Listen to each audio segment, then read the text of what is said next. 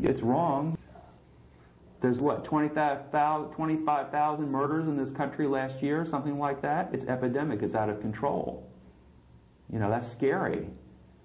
And it's in here too. You get murdered in here too. There's been murders this year right in this building. And just because you're in prison doesn't mean that you're immune from this. This is taking things out of context, all right?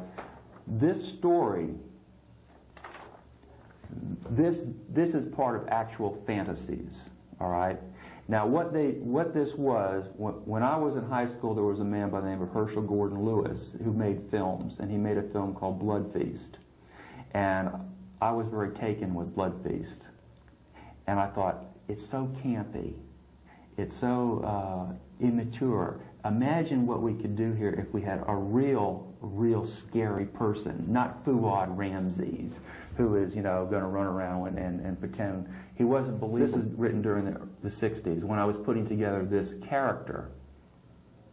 And when the police went into my home, I had put all this aside when I got married, say, and I just had it in storage. But this was what came out of Blood Feast, out of my watching it and studying it. And I said, this guy, Lewis, is making $1 million with this character. I can write this well. And I said, I started putting it together. This took years, and this just wasn't, I just did it in one day. This was a product of years. Now, there were all parts. There was a pile of paper that high that had to do with this area right here, that I did exhaustive studies, like on Ed Gein. Actual fantasies, and this is the first part of it, Murder Plan, okay? And I haven't even seen this, actually. I've never seen this. Joe Bob Briggs also thinks this is really interesting, too, you know? The nationally syndicated columnist that does horror film, no, drive-in, Joe Bob Briggs at the drive-in. You've never seen that? Well, you're obviously not into horror. But what I'm telling you is that when you go and take a man's rough drafts,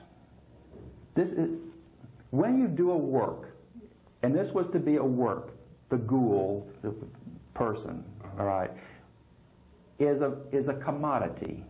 He is a scary character. And when you read this, you get scared. By the time you get to the end, you say, wow, is this a real guy? What, this guy could be around, you know, like that. Because this is what's really scary. King Kong isn't scary. Fuad Ramses isn't scary. This is scary. Okay? Now, they went and they took these rough drafts and they stole it. Okay? What they got is they took, oh, this looks good. This looks like it might be inculpatory to make him look like a serial killer. So we'll keep this one over here and we'll throw this part away. So by the time the police got done with it, you got a piece over here, Murder Plan, which is nothing more than a little scenario. This is just a sketch to build something on. And I'm going to read this, and by the time I get it read and you get it cut, it'll be turning into a confession type of thing, is what it gets turned into. Reading his work in a setting where people understand that this is a reading, like a poetry reading or something. That's one thing, but so many people have said, we think you're a killer because of that graphic stuff that you write. People have said this to me. They said, how can you write this kind of stuff and not be a killer? I said, well, you do it by research. You do it by concentration. You do it by creativity. I said, you do it the same way that everybody else who writes graphic murder stuff does it. You work at it.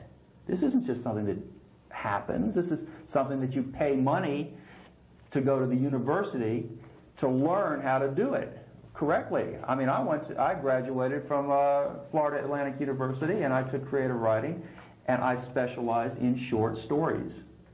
I did not specialize in doing novels or journalism. I specialized in short stories, and these are short stories. I've had so many bad experiences with media and police and everybody, you know, tricking me and saying do this and do that, and you say it, and it comes back in a negative way.